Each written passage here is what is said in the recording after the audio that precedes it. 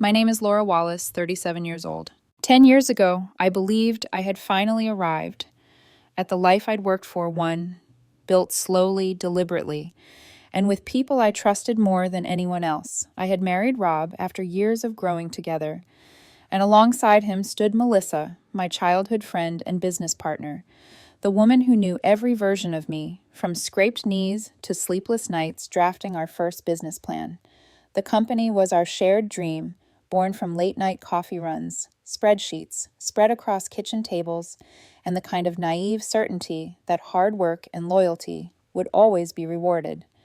I didn't know then how fragile certainty could be. The day Rob told me about the affair didn't come with shouting or tears. It arrived quietly, which somehow made it worse. He sat across from me, hands folded like he was about to discuss quarterly earnings, and said there was something I needed to know. When he told me he had been seeing Melissa behind my back, my first thought was that I'd misheard him. The second was that this had to be a test, some cruel misunderstanding that would dissolve if I asked the right question. But it didn't. He said it plainly without apology, and when I looked at his face, I realized he'd already moved on to a version of life that didn't include me. What I didn't know yet was that the affair wasn't the worst part. The divorce papers arrived days later, cold and efficient, like a formal eviction from my own existence. Somewhere between meetings with lawyers and whispered conversations I wasn't invited to, I lost everything. The house, the car, the company I had built from scratch. The narrative too, because by the time the dust settled, I was no longer the founder or the wife. I was the problem, the unstable one, the person who couldn't handle things. Rob and Melissa took over the business seamlessly armed with lies, polished just enough to sound reasonable. Contracts I'd once signed with pride became weapons turned against me. Investors I had shaken hands with avoided my eyes. People I had trusted accepted the version of events that required the least discomfort. Watching them step into my life as if it had always belonged to them was like witnessing a theft in slow motion, helpless, humiliating, and public. The silence afterward was unbearable. There were nights I lay awake, replaying conversations, trying to pinpoint the exact moment everything started slipping through my fingers. I moved back in with my parents because I had nowhere else to go, carrying boxes filled with things that no longer felt like mine. My mother tried to be gentle. My father tried to be practical, and I tried to pretend I wasn't unraveling. I was depressed for months, hovering in a gray fog where even getting out of bed felt like a negotiation. There were moments when the future seemed like an empty hallway with no doors left to open. I never acted on those thoughts, but they scared me enough that I finally listened when my parents insisted I get help. Therapy didn't fix me overnight. It didn't erase the images of Rob and Melissa together, or the way my stomach still twisted when I passed the office building that used to be mine. What it did was teach me how to sit with the pain without letting it erase me. Slowly, painfully, I started to breathe again. I took work wherever I could find it, humbled by how far I'd fallen, but determined not to disappear. That's when Pam entered my life not as a savior, but as someone who saw me clearly when I couldn't see myself at all. Pam was my first boss after the divorce, a woman with decades of experience and a reputation that carried real weight. She noticed the way I double-checked everything, the way I stayed late, not out of ambition, but fear of being expendable. Instead of exploiting that, she guided me.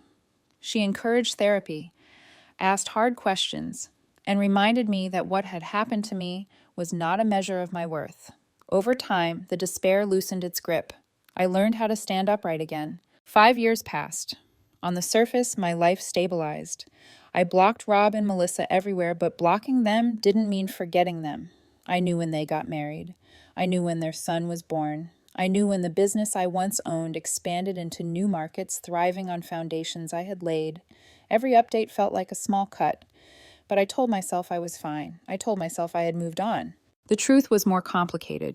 I worked hard, rebuilt my career, and lived comfortably, but I never stopped paying attention. I never stopped remembering how easily they had erased me. There was no grand scheme at first, just quiet observation, learning who they worked with, noting which investors had followed them without question, understanding how the industry had shifted while I was busy surviving. When Pam decided to leave her job and start her own company, she asked me to join her without hesitation. She trusted me, believed in my instincts, and treated me like an equal. Saying yes felt like stepping into sunlight after years indoors. It also felt like the moment something long dormant inside me woke up. Because for the first time since the divorce, I wasn't just rebuilding, I was positioned. I didn't rush. I had learned patience the hard way. I spent months researching, quietly reconnecting with people who respected Pam enough to listen. I told myself it wasn't about revenge, that it was simply good business. But late at night, when the office was empty and the city hummed outside the windows, I allowed myself to admit the truth. I hadn't forgotten. I hadn't forgiven. And I wasn't powerless anymore. Looking back, the signs were all there. The way I saved certain documents, the way I remembered details others dismissed, the way I smiled when I heard about their struggles even before I'd decided what to do about them.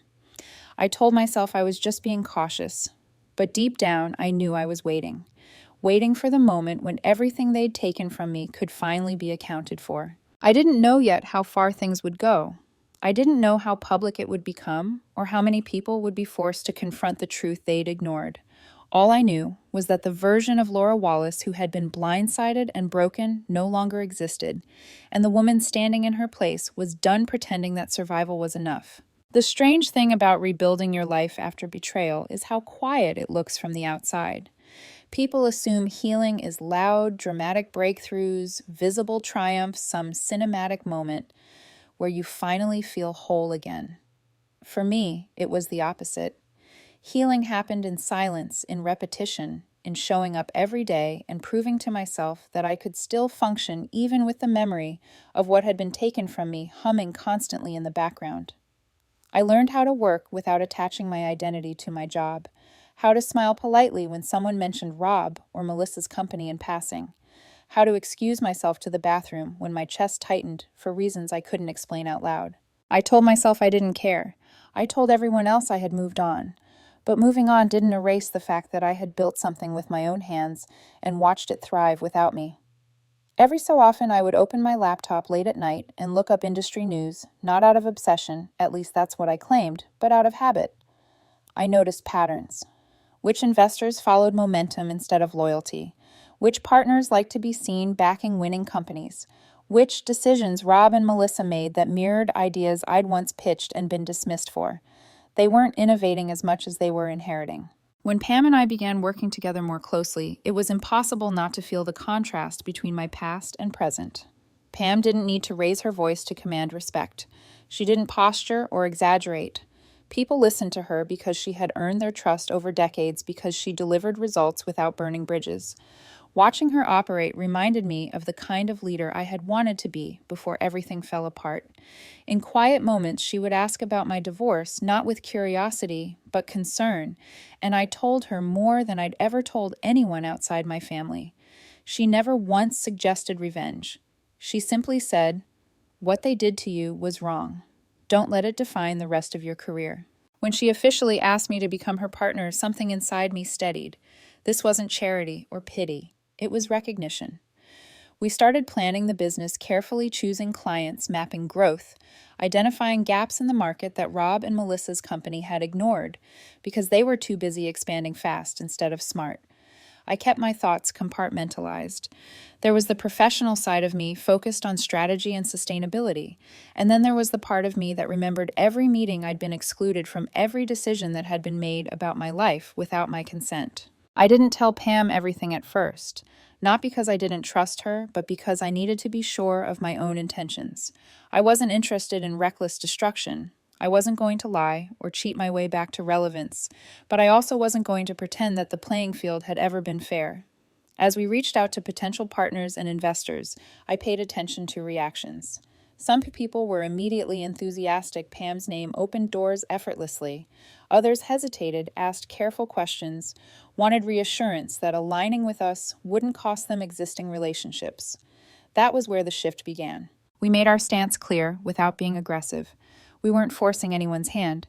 We simply said that if they chose to work with us, they would be committing fully. No overlapping interests, no divided loyalties. It was a standard business decision, reasonable and transparent. What surprised me wasn't how many people hesitated, but how many didn't. One by one, familiar names chose us. Some reached out privately to explain themselves, to apologize in half measures for the past, to say things like, "It was complicated back then," or "We didn't know the whole story." I listened, nodded, and filed those conversations away without comment. The first time I realized what was happening, it felt almost unreal. Reports came in that Rob and Melissa had lost a major client, then another. Then an investor quietly withdrew. Their growth stalled just slightly at first, like a machine losing momentum. I should have felt guilty. Instead, I felt something closer to balance. This wasn't sabotage. This was choice. People were choosing stability, reputation, and long-term trust over flashy expansion.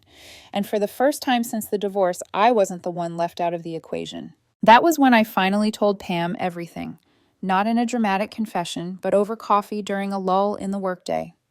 I explained how the business had been taken, how the narrative had been twisted, how powerless I had been at the time. I told her I wasn't asking for revenge. I was asking for honesty. She listened without interrupting, her expression unreadable. When I finished, she simply said, "I wondered why you were so thorough." There was no judgment in her voice, just understanding. She told me she would support me, but only if we stayed within the lines. No lies, no coercion, no games we couldn't defend in daylight. I agreed without hesitation. As our company gained traction, my life settled into a rhythm that felt almost peaceful. I was earning well, working with people who respected me, living comfortably for the first time since the divorce. From the outside, it probably looked like I had everything I needed. But beneath that calm surface, something was building. Not anger. Anger burns too hot and too fast. This was colder, more deliberate, a sense that timing mattered more than impulse. The idea for the party came to me unexpectedly. A celebration for our success framed as a networking event, nothing unusual in our industry. The guest list wrote itself. Current partners, potential investors, old acquaintances who had drifted away when my life imploded. And then there were Rob and Melissa. I didn't include my name on the invitation. I didn't need to. Pam's name alone was enough to guarantee their attendance. I knew exactly what they would assume, that this was an opportunity to mend fences, to negotiate, to recover what they were losing. I let them believe it.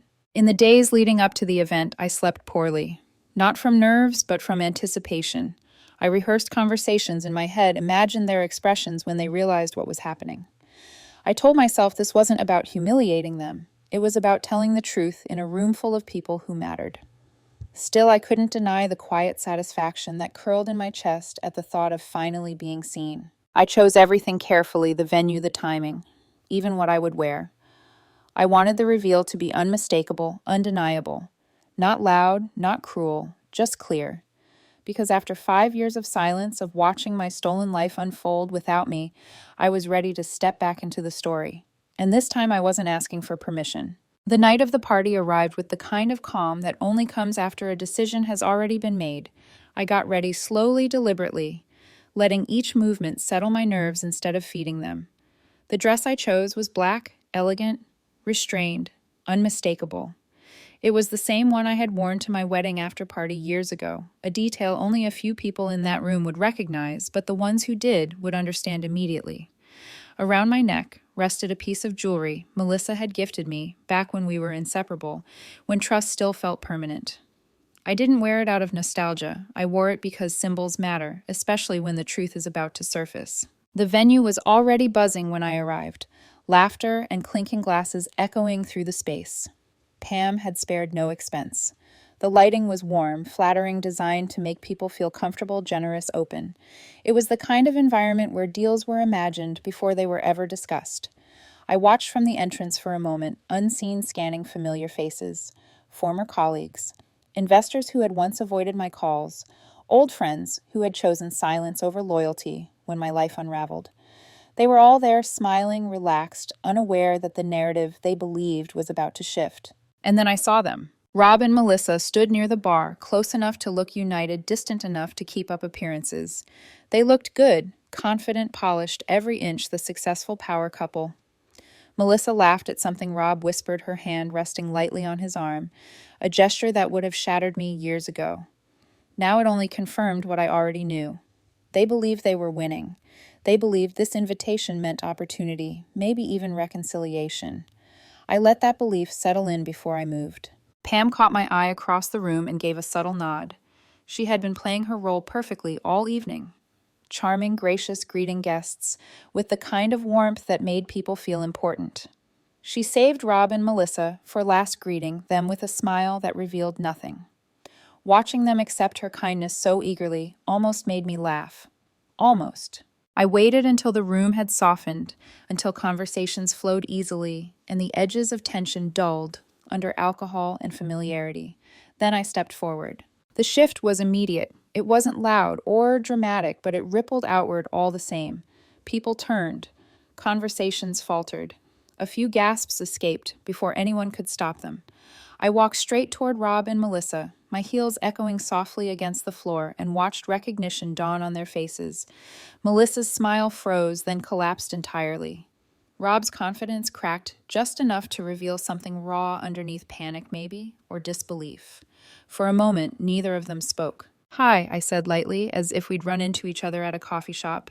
"I hope you're enjoying the party." They stumbled through pleasantries, words tangling in their mouths as they tried to recalibrate. Melissa's eyes flicked to my necklace, then back to my face, her expression tightening. Rob attempted a joke, something about small worlds and unexpected reunions. I let him talk, let them both struggle.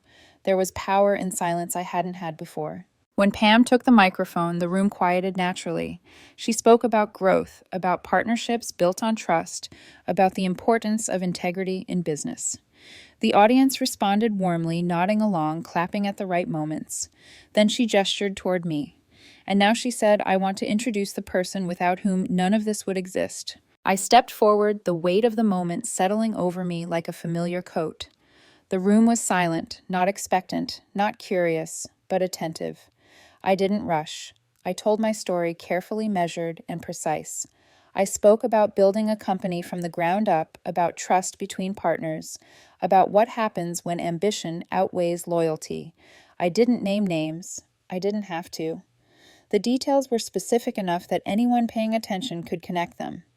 Faces shifted as realization spread. Discomfort crept in, thick and undeniable. Then I pivoted. I spoke about Pam, her mentorship, her ethics, the reason so many people in that room trusted her without hesitation. Applause followed, genuine and loud, and the tension eased just enough to keep people from bolting. I thanked everyone for coming, for believing in what we were building now. When I finished, the room exhaled collectively, conversations resuming in hushed tones. Rob and Melissa didn't stay long after that. Melissa looked like she might throw her drink at me. Her jaw clenched so tightly I thought it might crack. Rob grabbed her arm and murmured something urgent, steering her toward the exit before she could explode. I watched them go, without expression, feeling neither triumph nor regret, just a quiet certainty that something irreversible had begun. The rest of the night unfolded smoothly. Deals were discussed. Connections were strengthened. Old friends avoided my gaze, embarrassment written plainly across their faces. I didn't chase them. Their discomfort was consequence enough. By the time the last guest left, the power dynamic had shifted completely. Pam squeezed my hand, pride shining in her eyes. "You did exactly what you needed to do," she said. As I stood in the empty venue, the echoes of laughter still lingering in the air, I understood something I hadn't before. This wasn't the end. It was an opening. Rob and Melissa wouldn't accept this quietly. People who build their lives on deception rarely do. And for the first time since everything fell apart, I wasn't bracing for impact. I was ready. The days after the party were deceptively calm. On the surface, nothing exploded, no public outbursts, no frantic calls, no dramatic fallout splashed across industry gossip. But beneath that stillness, pressure built. I could feel it in the way emails landed heavier than usual, in the sudden politeness of people who used to brush me off, in the quiet confirmations that Rob and Melissa were hemorrhaging clients faster than they could replace them. It was as if the room had shifted during that speech, and everyone sensed it, even if no one said it out loud. Rob tried first. He sent emails framed as olive branches, short controlled, written in the voice of someone who believed civility could undo history. I didn't open them. Not out of fear, but because I knew better than to mistake access for closure. Melissa followed with longer messages, emotional and erratic, swinging between nostalgia and accusation. I archived those without reading too. I had learned the cost of letting them into my head. Then they showed up. Pam had taken a sick day, one of the rare times she wasn't in the office, and the timing wasn't an accident. They knew our schedule. They always had. When the receptionist buzzed my office to say Rob and Melissa were here and insisting on seeing me, my stomach tightened in a way I hadn't felt since the divorce. For a moment, the room felt smaller, the walls too close. I considered having security escort them out immediately. Instead, I told myself I was no longer the woman who hid. I agreed to meet them. They didn't waste time with pleasantries. Rob accused us of spreading rumors of poisoning their relationships, of deliberately sabotaging their business. Melissa sat beside him, arms crossed, eyes sharp, with a familiar blend of entitlement and panic. When I didn't react, Rob escalated. He threatened legal action, defamation, interference, anything he thought might scare me into compliance.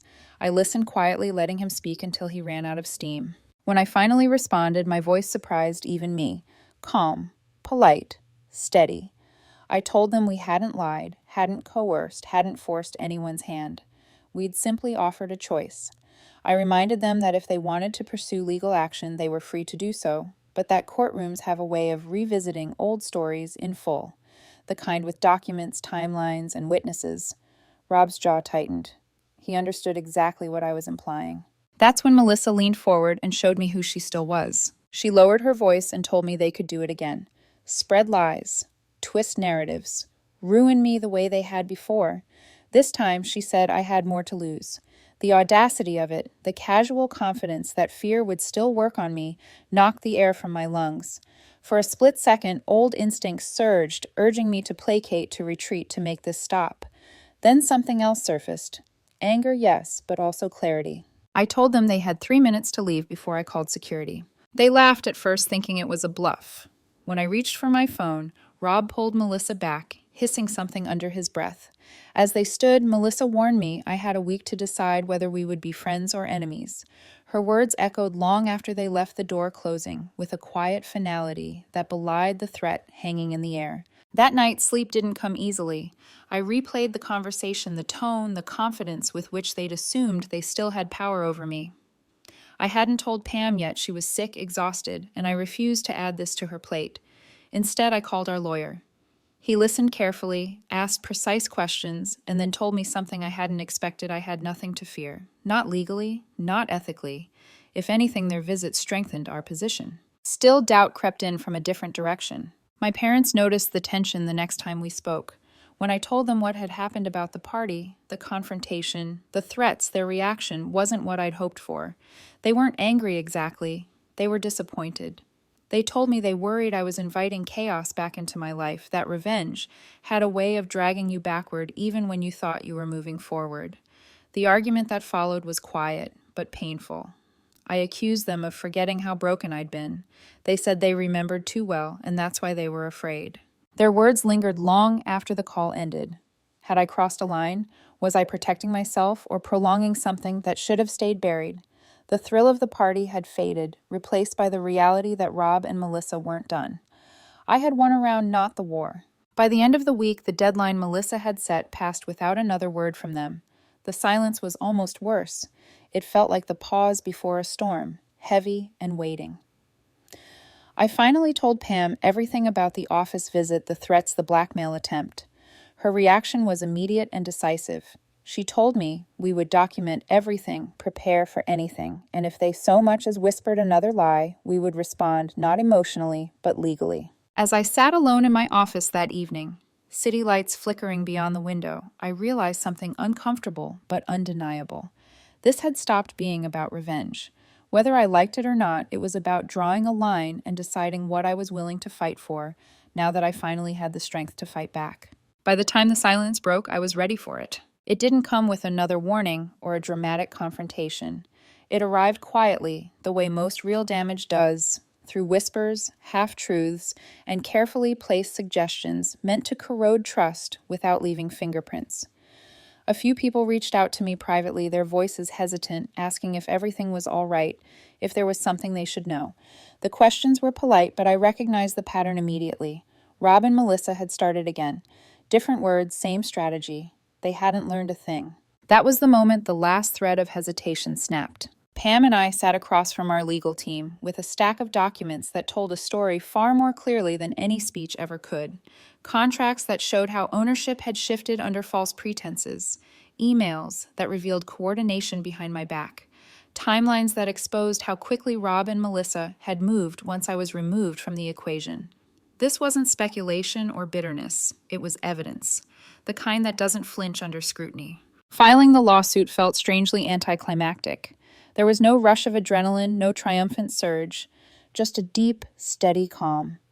This wasn't revenge anymore. It was correction, reclamation, the closing of a door that should never have been left open in the first place. When the papers were served, the response was immediate and chaotic.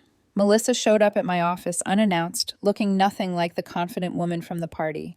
Her eyes were red, her composure fractured desperation, clinging to her in a way that made her almost unrecognizable.